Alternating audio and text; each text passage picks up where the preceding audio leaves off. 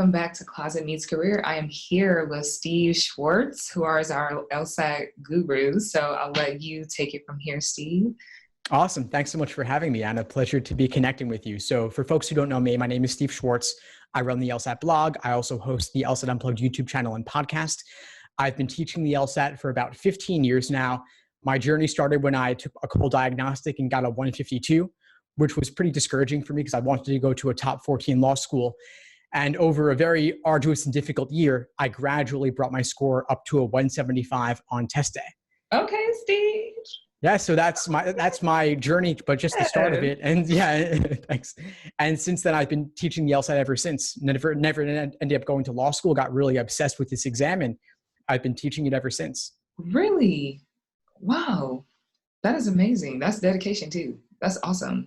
I only know one other person like that, and she was like that for the bar. She took the bar.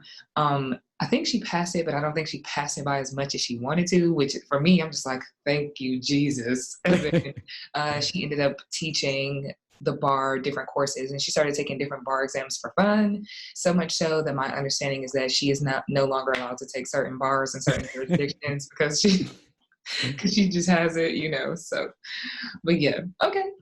So let's get started. So what do you want to jump into first? So one thing we could talk about, I'm sure your audience is pretty interested in, probably is the digital LSAT transition that just happened last year. So we could get into that a bit. Because I imagine when you took it, it was paper and pencil, right? Yes. Which I don't know if that makes me seem old or if it's like that's just the natural progression of things. I kind of feel the same way because I took it paper and pencil also. But I'm thinking like 10, 20 years from now, I'll still be teaching the LSAT and people won't even be able to fathom the idea of taking a paper and pencil LSAT where you could miss bubble, where there could be Scantron issues, carrying around number 2 pencils that break. It's crazy, but LSAC is late to the game, but they finally done it and they even jumped ahead from over desktop going straight to a tablet. You can take the LSAT on a tablet? It's only on a tablet now. Yeah, in North America. So it's still paper and pencil overseas, but in North America, it's only on a tablet. The more you know. Right. So glad we're doing. I know. And if they wanted to be really cool about it, they could have put it on an iPad, but instead, of course, they chose Microsoft Surface Go. Probably because licensing. Apple is so hard to get into. Then they probably would have had only Apple LSAT and then, created a situation. But wow, but what if you accidentally click the wrong, I know they tell you to review, but I'm a paper and pencil kind of person. Yeah, I totally hear you. And I am also, so I don't love the transition. Again, we're dating ourselves here, but yeah. I think that with the Microsoft thing, that part of that might've been just that Microsoft is good with businesses and bureaucracies. So they kind of gave them some volume licensing deal, I would imagine. But if you, to your question, if you misbubble something, you can easily change it. Okay, great. And there's a navigation bar at the bottom, so you can see all the questions that you completed, which ones you bubbled. And there's a cool flagging feature, so you can flag questions to come back to later. They've thought of everything. Okay. I am not mad at that because I also saw that they now have a lot of the application process digitized too, specifically with the credential assembly service, and the pricing is very interesting to me because and again, maybe this is dating myself, but when I was applying, it was like, I'll apply to all these schools, let LSAC know what schools I'm applying to, and then they just send the packet over. And now it's like, well, just tell us, put everything in this drag and drop, and then we'll send it out. Let us know how many schools you want us to send it to, pay however many schools. I believe it's close to $700 for 6 and close to $400 for 1. And I'm just like, I am old. I'm old. Yeah, I also, even back when I was applying to college, they were just starting to do online college applications. And I was like, I don't trust it. It's going to get lost. I'm going to do paper. But now it's like, I don't even think that you could apply with paper anymore. They can't. I think they were just phasing that out when I was applying to law school. It was like either you had to apply online or you had to pay more to apply with paper. And I was just like, I have to pay to apply with paper and I'm already mailing it, Yeah, I guess it's just whatever's easiest for them at the end of the day, right? LSAC really does exist to serve law schools rather than law school applicants. They consider law schools the client. And if you look at it from that perspective, that kind of explains why they're not always the most student friendly with a lot of Yep. things. Yep. Yep. I completely agree. The Law School Admissions Council, so many warm and fuzzy thoughts. Yeah, it really is. So, I mean, it is digital, and LSAC is trying to help applicants. I mean, one of the biggest things they've done that I love is they put 3 LSATs in the digital LSAT format on their site at familiar.lsac.org. So you can use them on a tablet or a computer or even a mobile phone. I don't recommend phone, though it doesn't work that well. But on a tablet and computer, you can really see what the features are.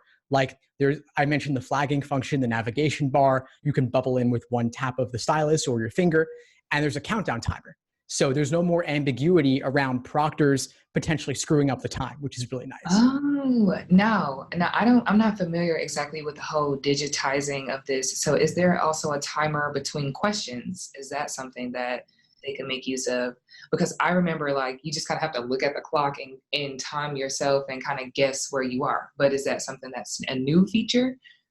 Well, the only thing they're having with the countdown timer is it counts down from 35 minutes for each section. So it's not game by game or passage by passage or question by question, but I actually think that's a good thing because not all questions are of equal difficulty on the LSAT. So I wouldn't want you to try and hold yourself to 845 per game. I'd rather you just look at the countdown timer and kind of gauge where you're at. And hopefully by test day, you've done enough practice tests that you can have your own internal rhythm for the pacing. Yes, exactly. In practice tests, now that you mentioned that, like, and I don't know if we're segueing into a new topic, but for any stage in your legal journey, whether it's LSAT, law school, taking the bar, practice, practice, practice, practice, and I cannot overstate the importance of practicing, just being able to test yourself, test your theories, applications, everything. And like you mentioned, my story is similar to yours, my LSAT journey, where the first time I took it, I got, I think I got like a 147, and I was just beside myself. And I was like, oh my God, like and you have to understand that when you're a person who's used to getting good grades and you think you're so smart and like all this stuff, and then you get something that's beneath what you feel like your quality is, it was very hard for me. And so the biggest difference between me studying the first time and the biggest difference between me studying the second time was, one, the amount of time I put into it, two, the amount of time that I tested myself, even being section by section, because my strongest section was reading comprehension, and funny enough, it still is. And then my weaker sections were logical reasoning, and what's the other one? Analytical reasoning. And so I found those to be very challenging, but again, like you mentioned, with practice, you can definitely get better and improve your score. And also taking more full-length exams. And I don't think a lot of students do that because, one, they don't see the value in taking up a day, like 3 hours or what have you, to practice the exam, but it's so necessary. Like even taking the bar, you have to do it one time. You just have to. You cannot, in my opinion, get a good score without practicing, unless you're like super genius. Some people don't, and they have great scores, but like, the rest of us that are just like barely hanging on, like you have to, it's necessary. Yeah, those people, they're so frustrating, but they're also really rare. I think most people, they take a cold diagnostic like you and I, and they bomb it compared to where they ultimately wanted to be, right? And so I actually don't recommend taking those cold diagnostics because they're just morale killers. Then they're discouraging. I mean, they simply tell you that you haven't studied the LSAT yet, but you already know that. You still got to learn pretty much everything, especially the analytical reasoning, the logic games. Those are so intimidating for people at first, myself included. I mean, pre-law folks, how comfortable are you with things like math and puzzles, right? It doesn't always come that naturally. I'm like, why does this even matter? That was my whole thought. I'm like, why does this even matter? Like, who honestly cares? Right. But the thing is that they are actually really learnable. And so if you just trust that, you know what, this is really hard at the beginning, it sucks, but if you keep at it, you will improve significantly, especially on games. I mean, the fact that you were already good at reading comp is awesome because that's a lot harder to improve significantly on than games is. I also love what you said about the practice test because I wouldn't do a cold diagnostic, but I would do a lot of exams once you've already built the foundation in the lead up to test day. I recommend at least 10 to really get that rhythm down with the pacing and the endurance. I agree with that. I agree with that. And one other study tip, and I guess it's personal and it just kind of depends on how you study. And actually, before I get into what I'm getting ready to say, how you learn yourself is so important because there is so much information out there to try to help you figure out how to study. And they're like, oh, if you do this and you do that and you watch these videos and you download this app and you do all of these things. For myself, and I really learned this more in law school, I'm a person who studies better by myself. And not that I don't benefit from group study, but it's just really hard for me to learn like that, as opposed to some people, they benefit from a class environment. The first time I studied for the LSAT, I took Kaplan, which was a class. Myself and my other classmates got to participate and discuss, but when other people were discussing things, I found it, going over my head, as opposed to when I'm sitting down and I have to force myself to touch every single question. So I think that that's really important. But the other point I was going to make is that I think there is so much value in putting a certain amount of time in there, because even if you feel like you're not progressing, like just spending 2 hours on a subject, let's just say per session that you study, even if your wheels aren't turning the way that you want them to turn, you will pick something up in that process. And sometimes it just takes time for something to click for you. But you won't know that unless you actually sit down and put in that time. And I know that in college, I don't want to say college is kind of easy, but depending on what kind of school you go to, but a lot of students are not used to having to study every single day for a certain amount of time, to reach an ultimate end goal. And I find that knowing how to study is a part of the disconnect in between the score that you may start off with when in a code diagnostic, like you mentioned, and the score that you ultimately end up with. And some students, the wise students, have the foresight to be able to really break down the subjects and be able to test themselves and spend time with the subject.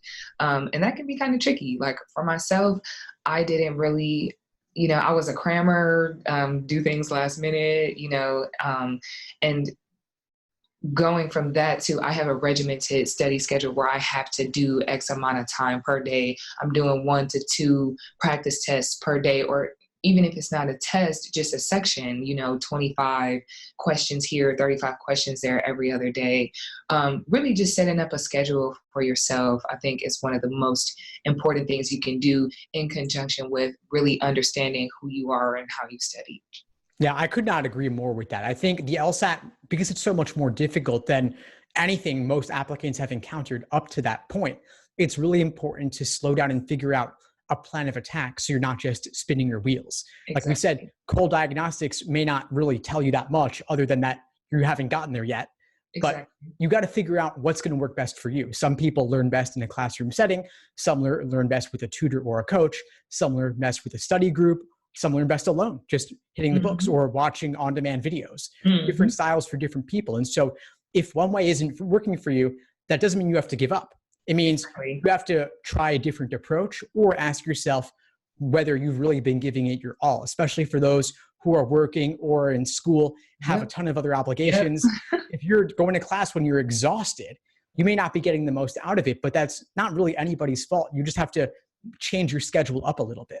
Exactly. I could not agree with you more than that. That hits just so close to home, like really making sure that you have time for things. Because at the time that I was studying for my LSAT, I played volleyball in college. And so I was really trying to do a lot, at the same time. And it really was not reflecting, again, like you mentioned, the way that I wanted it to, but also it wasn't anybody's fault. I just did not have the time to commit to that. So I had to just buckle down the second time and be like, I'm not going to do X so that I can, study. Yeah, you've got a lot of competing obligations and you really have to block out the time. And one of the first things I did back when I started teaching this exam was to establish day-by-day study plans so that you know exactly what to be doing every single day over the course of your prep. Okay. And so all my followers should check out your study plans. I love that. Definitely. Yeah. So they're day-by-day LSAT study schedules, and they're for all different timelines, 1 month, 3 months, 6 months, and so on, whenever you're taking the LSAT. You have thought of it all. I love it. Well, it's really based on what people were asking me for. I put out free week by week ones initially, but people wanted even more detail. And I was like, just divide by 7. But people really wanted the specificity. And so the schedules are actually more important for the specificity about what to do than the actual day by day breakdown. But the framework is you build the foundation first, then you work on pacing with individual sections, then you finally bring it all together with those full length exams so that you're not giving yourself any one part of it too early. You're meeting yourself exactly where you're at, but also challenging yourself a little bit too. Exactly. Now, you mentioned that you have a 1-month study program. Tell me how that works, because in my experience, people who start 1 month out usually don't score as high. And not saying that they can't, but I just know that because the exam is so time intensive, and like you mentioned, probably one of the more time intensive things that you've had to do up until that point, what does the 1 month schedule look like? And is it really possible? Tell us some more stories. Oh, that's a good question. So I was kind of conflicted about creating that because the thing is that, as you said, it's not really enough time. And I would totally agree with that, what you were implying there. I recommend minimum 3 months, but ideally 5 to 6 months to reach your fullest potential on the exam, because it is worth devoting that amount of time given how important it is to the law school admission process. Exactly. So, but that being said, some people, they only want to devote 1 month to it. They only can devote 1 month to it. And so if you were starting from scratch and only had 1 month, obviously you've got to put in a ton of time. You may not achieve your fullest potential, but basically it's kind of like my 3-month plan, but compressed and removing some of the work because you can't do it all. But Gotcha. I would definitely not recommend trying to do it while you have other obligations. If you're doing it all in 1 month, I'd say you're not working, you're not in school, you're doing nothing but LSAT, but you also don't want to do too much and run the risk of burning out. But the framework is always the same. It's foundation, sections, exams. Very cool. Very cool. I love that. So also we have teed up is LSAT prep mistakes. And I'll let you lead off on this, especially just because you have your plans and, study tips already laid out for people to visit and download and review.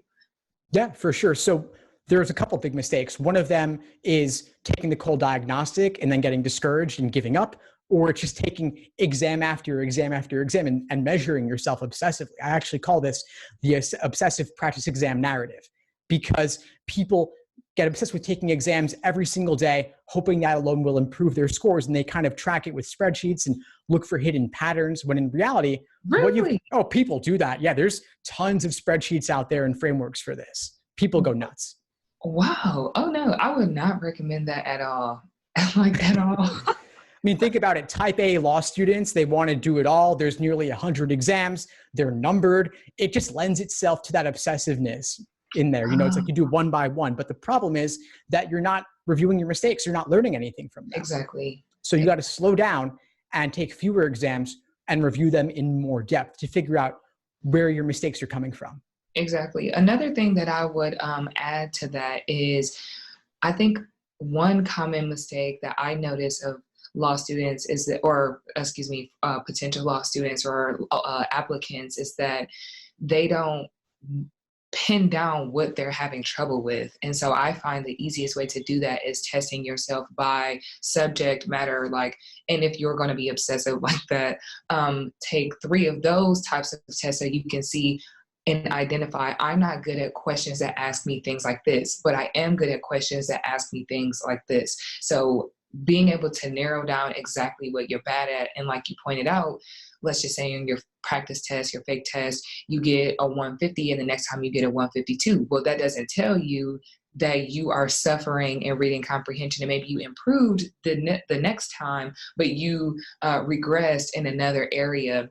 And so I think a lot of people should really focus on their strengths and devoting more time to their weaknesses. Because I also think that law students have a tendency to continue to practice things that they're good at to try to make themselves feel better about the test. Well, if I just get all the reading comprehension questions right, then I can afford to take off on some logical reasoning or analytical reasoning. And I think that is a fundamentally flawed way to look at the exam, because at the end of the day, you're not I mean, I don't want to say you won't, but it's very unlikely that you will get all the questions of every section correct, even if that is your best section.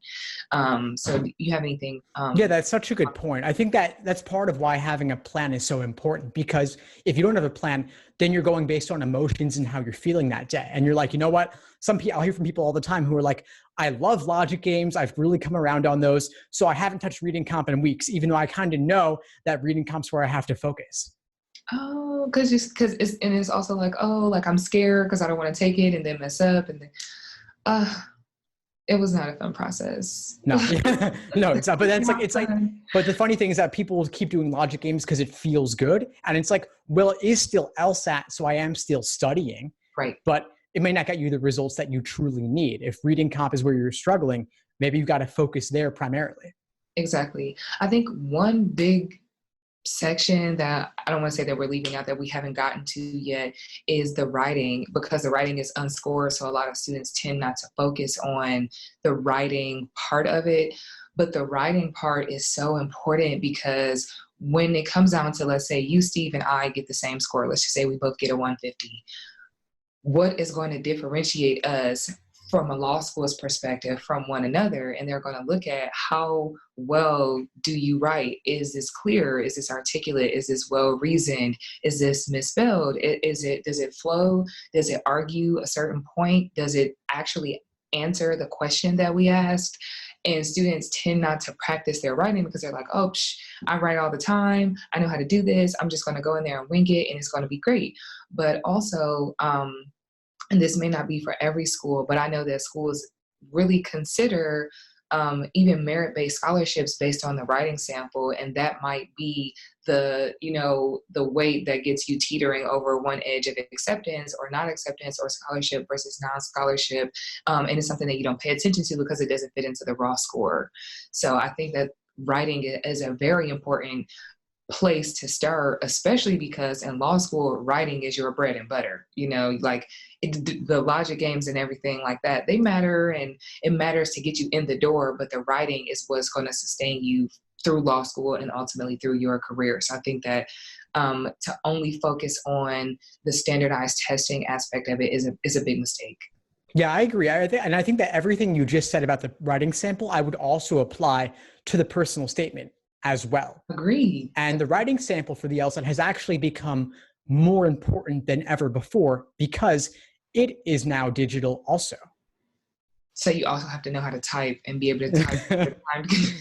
Yeah, so it's crazy, all these changes, but it's actually no longer administered on test day itself. It's now done from your own personal computer. You have up to 1 year to complete it after the LSAT. The writing sample? Yeah, you're not doing it at the test center anymore. It just doesn't seem fair. It doesn't even seem fair anymore.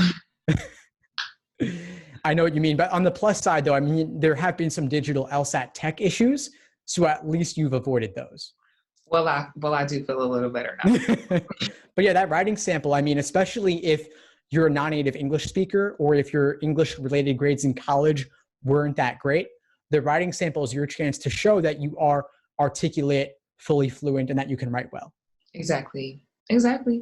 And there's spell check. There's spell check on it too. Oh yeah, no, this is definitely cheating. No. That's like definitely cheating. Yeah. So next we have to discuss is LSAT cancellations and retakes.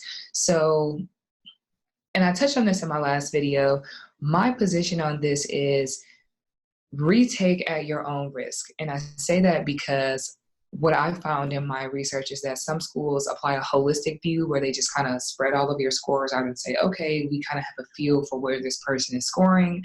Some people average all of the scores together for better or for worse. Some schools only take the highest score. So depending on whatever school it is that you're trying to get into, it's really important to know how they're going to score you. And then at the same time, I think the money part is a really huge part of it, because if you don't have, X amount of dollars to plop down for this test the first time, your score may not go up unless you change something dramatically from the first time you studied to the second time that you studied. And how happy will you be if you ultimately get the same score and you studied again and you spent all this time and money? But like you mentioned, for myself, retaking it was my blessing, because what ultimately ended up happening for me was that I was able to get a few scholarships to different schools that I know that I would not have been able to get with my last score. So it just kind of depends, rolling the dice. But say all that to say, I think that if you plan to retake it, you should plan to change something significantly from something you did study wise from the first time to the second time. And if you aren't planning to put in more time, put in more work, and really take that effort more seriously, I don't think it's worth it. But if you are willing to do that, then I think that it can be worth it. I would definitely agree with the last thing you said about changing your approach, putting in the time for a retake. I have a slightly different take on the first part of what you said, though, Sure. because in my discussions with law schools and just my research on this, law schools do not average multiple scores. They Okay. only take the highest, with the exception of maybe a few Canadian law schools, but pretty much every law school in the United States takes the highest score. Of course, they can see them all, and it's better to have just like a 170 rather than a 150 followed by a 170.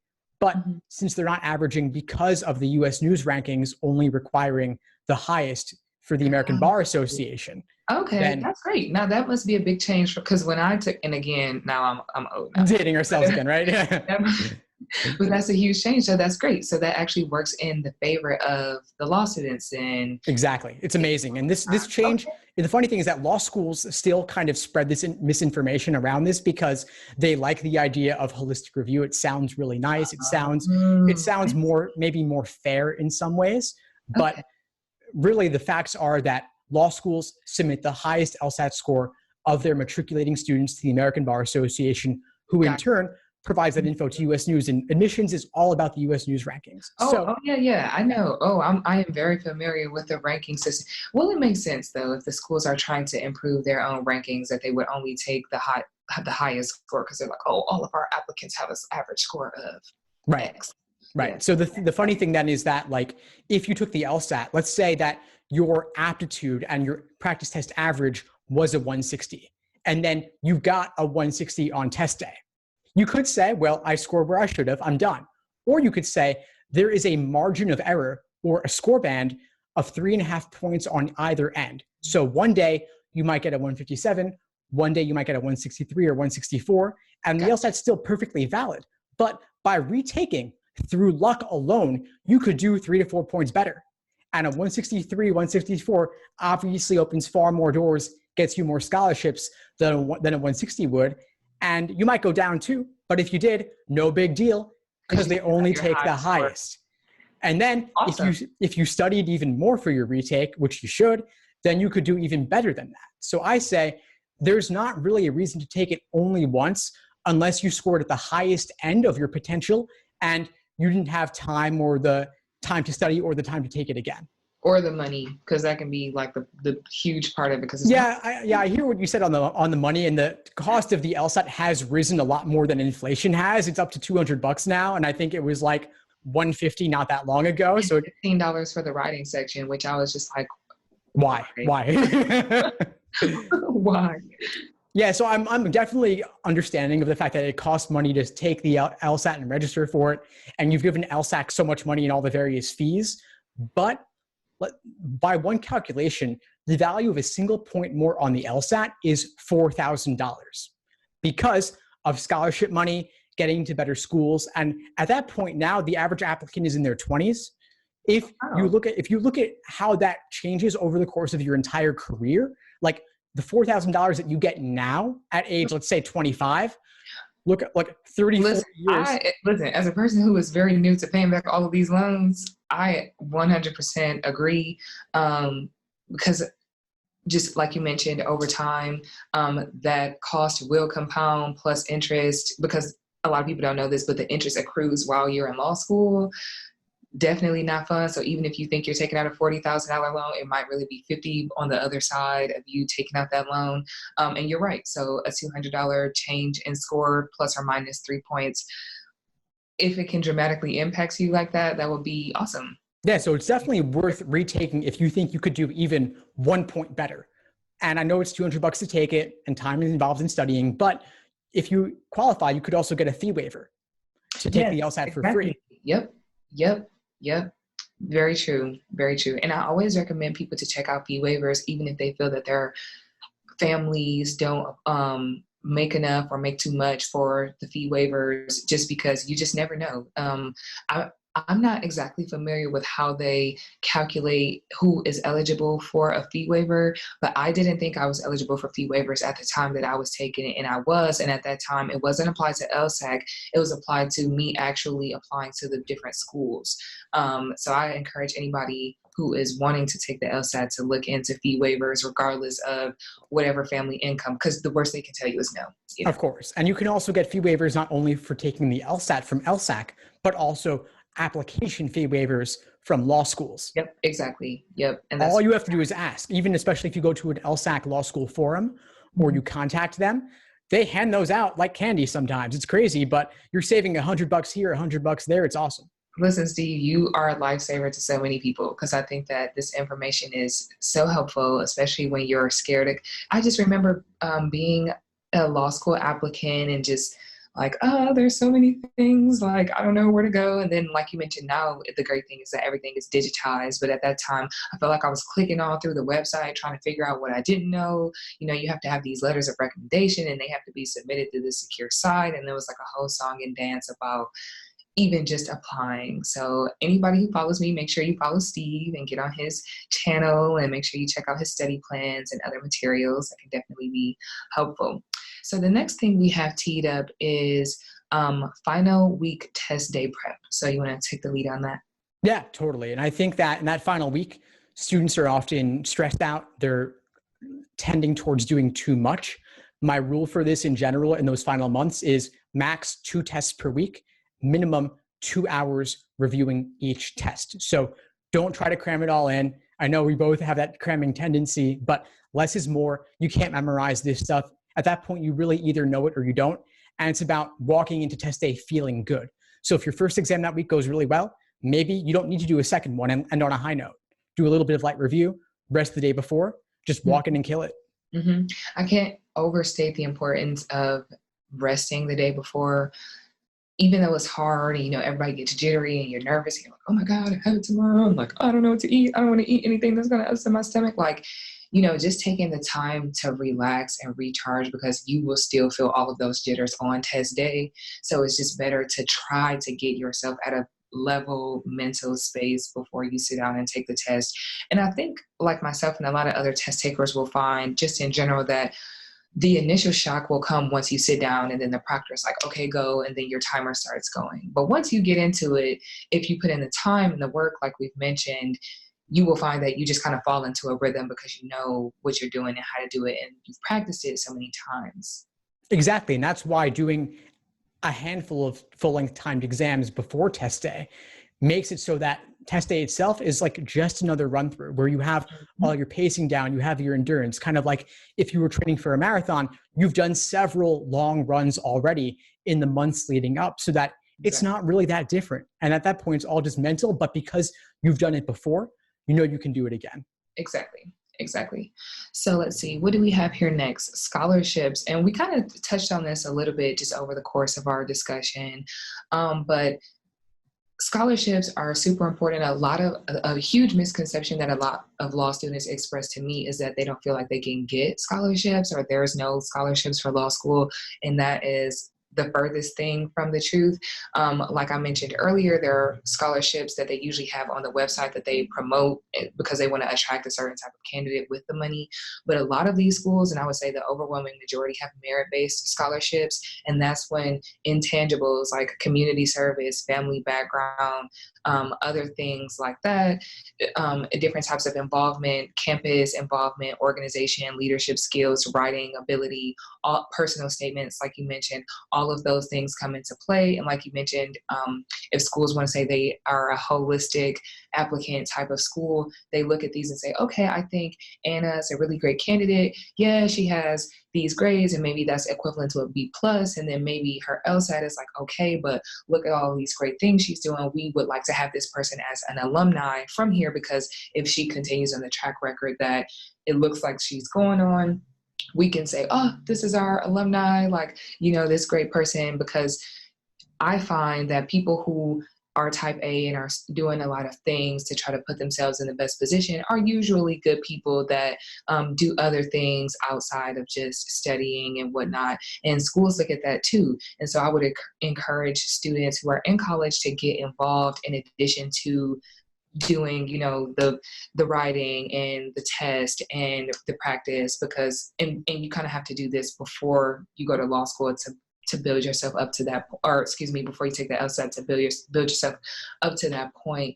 But I would definitely encourage students to do that. And not only that, you will find your personal statement will be a lot more interesting with various experiences. And I can't even say how many schools try to commit themselves to diversity by relying on these personal statements and the express experiences of these students. So just because the school website only says that they offer a certain amount of scholarships does not mean that you should not apply because you don't think you'll get the money. You should apply anyway and see, because I got, when I was applying to law school, about 7 full tuition scholarships. And at that time, I didn't think my grades were even good enough to get into certain schools. And so that's why I just want to state, like, law school can be on average $150,000. And if somebody is, wiping out $90,000 or $100,000 of that based on you just being yourself and being involved and engaged, that can be a really important tool to, one, prevent you from playing money, but also in shaping the decision of what law schools you want to go to. Totally. I'm really glad that you brought up those soft factors because they do make a difference. Of course, it is primarily numbers driven with LSAT, then GPA, then everything else. But I think people often underestimate that law school admission officers, they're actually people. And I never really understood that until I started doing this for a living, because I also pictured them like they were faceless, anonymous bureaucrats who like stamping they hold the keys to the kingdom. They're stamping yes, no, reject, accept. But in reality, they're human beings. And the funny thing is that you can actually get to know them. You can call them up and say, could I chat for 10, 15 minutes with you to ask some questions, learn more about it? Oh, how did you get to this law school? What do you like? What don't you like, etc. And then if you can share your hobbies, your interests, your experiences, you never know. You could get lucky. If you write your personal statement about baking and they love baking too, by luck, bam, that's it. Oh, I like this person. You're in. Okay. Like, they do have a little bit of wiggle room for certain people, especially after seat deposit deadlines during the cycle. Some people don't deposit. They have all these slots open now. And if you've gotten to know them and you follow up, like maybe once a month or so, then you're top of mind for them when they have those slots available. And they say, this person's numbers are a little bit low, but they really impressed me with their charisma, their personality. We have this shared common interest. Seem like a nice person. Would love to have them here. Yeah, sure. That really does make a difference. Yes, it does. And one thing, and I know this is kind of off the topic of the scholarships and the soft factors, but another thing that schools do that they don't often advertise is sometimes they'll have entry-level programs for students who don't technically qualify for admission to the law school program. And I went to Michigan State College of Law for law school. And at that time, we had a program in which students who didn't have necessarily a high GPA, or students who didn't necessarily have the requisite LSAT score to be admitted, could participate in a summer program before the start of law school, and their admission to the school was contingent upon where they finished in the program. And a lot of schools offer stuff like that. So I don't want people, if they really want to go to law school and then that's their dream, to be dissuaded by the fact that, oh, I can't get into any law school. I'm going to have to go to a really low-ranked law school, because there are law schools that you can get into and they have programs for admission if you can take on a summer course. And so I think that's really important, because a lot of my classmates who went on to become excellent and top-notch attorneys, if we were just looking at their LSAT score and GPA at the time that they took it, schools would be like, oh no, immediately write them off. But there are schools that value, again, those soft factors and maybe exigent circumstances that prevent you from getting the best score that you can, or the GPA that you can, or maybe they recognize that you are in fact a hard worker who just has issues taking tests and things like that. And a lot of these programs go over first-year law courses just so you have an extra step in when all the rest of the students come for the beginning of the school year, you're kind of on the same level playing field. And even one of my close friends was in a program like that. And what I saw was that students who were in that program actually did better than students who got higher GPAs and higher LSAT scores because they had that extra training. And so I would encourage you, if you are a person who is not happy with your score, maybe you don't have the best GPA, to seek out programs like that from your dream schools just to see if you may be able to get admitted another way. Yeah, I think certainly anything you could do to make the first semester of law school easier is well worth pursuing, as I'm sure you could say. Yes. Yes. So another thing we have teed up is the curve, and I have my illustration, and I can let you take a stab at it first, Steve, while I put up my illustration here, if you can see Yep. that. Yep. So this is, let me see. Okay, so the curve is essentially like a bell curve here. And with the standard distribution being most students are in the center. Can you see that? Yeah, perfect. Okay, you can see that at 50%. So this is where most students average, and you can just see the cluster. And then on one side of it, you have students who are in the 75th percentile. And then I guess depending on which way you go, the higher ranked students who are in the 25% ranked percentile. And so when you go to law school, I think one thing that students should know is that everything is graded on that curve. So for example, if there are 100 students in the class, and depending on what law school you can go to, I'll just use A, B, and C. Let's say A being the highest, C being the lowest. 50% of students, according to my curve here, 50% of students are going to get a B because that's the median mid-level score. 25 people are going to get a C or below a B, like B minus. Oh, you're on the left, so that's actually the A. Oh, sorry. Okay, so maybe these are the A students. So if this is a B, these will be the A students, so anywhere from A minus, A plus, and then if you're on this side, 25 students are going to get from a B minus to a C. So I think that in the context of conceptualizing how law school actually works, recognize that an A, just because you got A's in college, does not necessarily mean an A. If you're in a classroom with three other people, or excuse me, if you're one of three people in a class, if you get a 97 and somebody gets a 98, all of a sudden you have a B, and that can be the hardest thing for law students to recognize. And I just wanted to throw that out there, even though that isn't LSAT related, is because when you take this LSAT, understand that you are putting yourself in a position to go into a whole new world where the rules are completely different. And that is just one of the many different rules in which you will always be compared to other people. And the LSAT is like the very first step in that, in which a 160 could be the difference between, a difference between a 160 and a 163 is a difference, like you mentioned, between $4,000 of you not having to pay back. And it's the same thing with actual law school grades. So be prepared to put in the work, because the 3 months that you take to study for the LSAT is the same exact 3 months that you're going to have to put in for the bar exam. And so, in my opinion, I love the LSAT, and I say that with like an asterisk, but I love the LSAT because that's really a law student's first opportunity to see how much time you need to put into something, because the same amount of vigor that you have for studying for this thing is the same amount that will get you through law school, which is the same amount that will get you through the bar. And at each point, those will each be the hardest thing you've ever had to do in your life academically up until that point. So I love that about the LSAT, is because that is a very realistic way to show you how you will be judged. And if you don't have the fervor, I guess, to make it past this first point, you might not make it. But if you're a person who, like myself and like you, Steve, who are like, okay, this is not my best, but I recognize that if I put in more time, I can do it. This is the very first stop, and everything after that will just continue on, and it'll be that way into your career. I'm really glad you brought up this idea of the curve, because I think it actually does relate to the LSAT. And the reason is that the LSAT is, as you said, it's harder than anything the typical applicant has encountered up to that point. And it's that because it's on a curve, so to speak, a raw score conversion, you're being compared against a tougher applicant pool. It's like maybe in your undergrad, maybe in high school, you were the big fish in the small pond. Mm-hmm. But now, taking the LSAT, you're with a select group of people who are academically oriented, people who are ambitious, people who are type A.